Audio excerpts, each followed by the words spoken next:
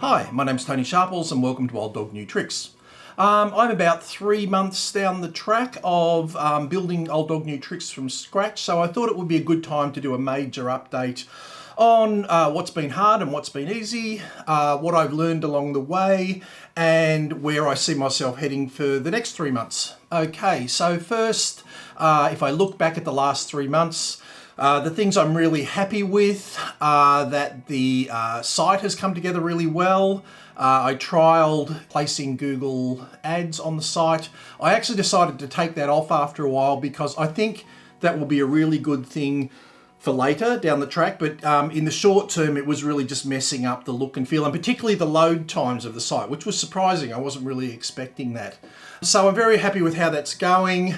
I'm very happy with how YouTube is coming along and how the whole connection between the website and the blogs and social media generally are all linking together and working. I've been very happy with how things have been working in terms of putting content on YouTube and on Instagram and on Facebook. I'm still a little bit disappointed with LinkedIn, mainly because when I do posts, the structure of how they delineate between your personal profile and a company profile means that I can't automate the process of publishing content to LinkedIn that easily includes text and images and everything from posts that I might be putting on Twitter or Instagram and things like that, and have them appear in LinkedIn in the exact format that I want. So I'm finding that I'm having to manually go into LinkedIn and do posts a lot to get that working. Generally speaking, in terms of the content directions I've followed, I did a big series on e-commerce as my first foray and did a lot of YouTube and podcasting work on Amazon and eBay and setting up an Amazon FBA and outsourcing from China. And if you go to the YouTube site to the other videos, you'll see where those appear.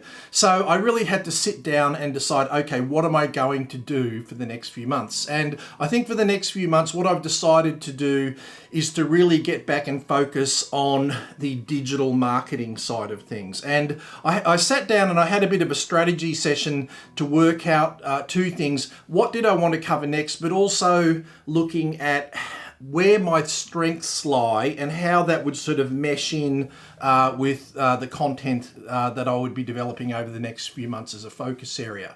And I think that's something that you'll find in the development of a site, whether it's for a business to business or a small business, or any sort of might be an online shopping activity. You will find that your strategy will chop and change over time. So it's a thing I've mentioned in a lot of videos now, is that you need to retain this really flexible approach to how you're moving forward, because I can almost guarantee, certainly from my experience, is that things will chop and change as you move forward and as you learn, basically, and you're learning and you're adjusting and you're shifting as you go along. So the reason that I'm going to focus back on digital marketing and particularly social media for the next 3 months is really from my perspective and from my background, it's where my strength lies, because I spent many years working in traditional marketing on big global brands, many years and then working on social media and also corporate communications for big brands as well. So I want to get back to that because that's where my expertise logically fits. Now, what I've decided to do is that I will continue with YouTube, I'll continue with Instagram and things like that. But in the background, what I've decided to do as well is that I've been looking at monetization through courses, and I had a look at the different course sites and stuff like that you can do. I looked at Udemy, I looked at all sorts of sites like that, and I did a video recently on how those things work. What I've decided to do instead is, because my expertise is working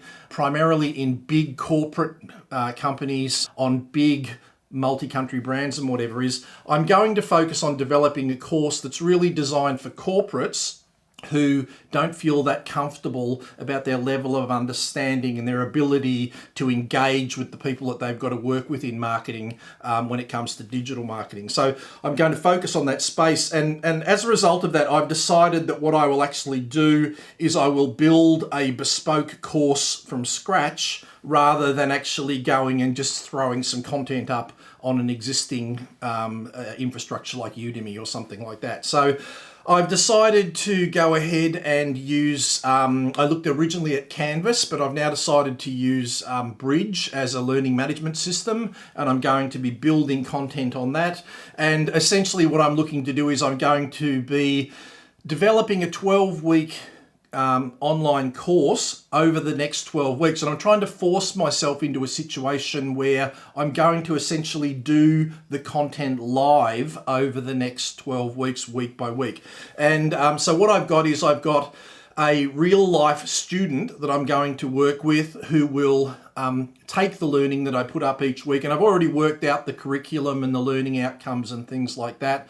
And then basically I'll be building this course infrastructure on the fly as we go to get to that point 12 weeks down the track. So you'll probably see a bit less on posting, but I'll probably be posting more specifically on things to do with social media and digital marketing in general, but also building a course on how I'm going to be using online video and stuff like that to do that. I think the other reason that I'm looking at the course thing as well as my focus area for the next few months is also when it comes to video, I've got a lot of experience in that area. I've got some infrastructure and stuff like that. So it is relatively easy for me to develop the course content in a video format to use for the course. So I'm really looking forward to that, and I'll be giving regular updates on how that's going. So feel free to have a look at the YouTube channel. I'll also be doing podcasts on specific topics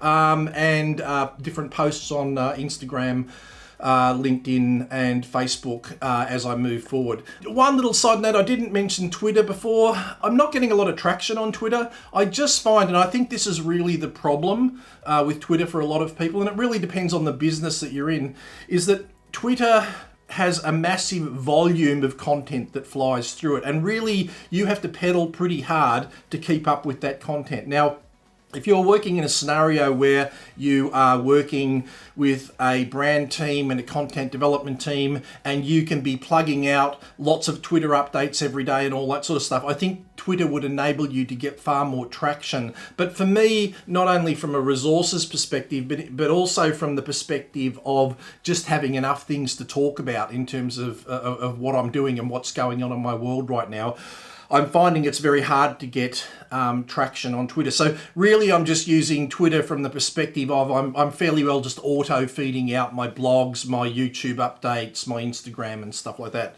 Instagram's been great. I'm really happy with how that's rolling along, and I'm still looking at developing strategies there to keep boosting followers as I go along and really make that content work.